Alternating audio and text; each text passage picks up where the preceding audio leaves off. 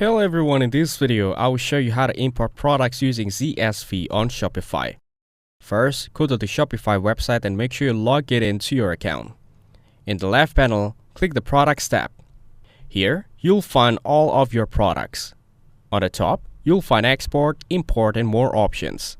Now, click on Import and choose the way you want to import your products. You'll find the Upload a Shopify formatted CSV file and import data from another platform.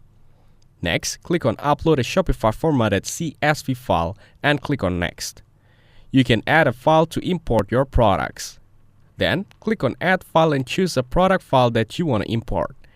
After that, if you want to replace the file, you can change it.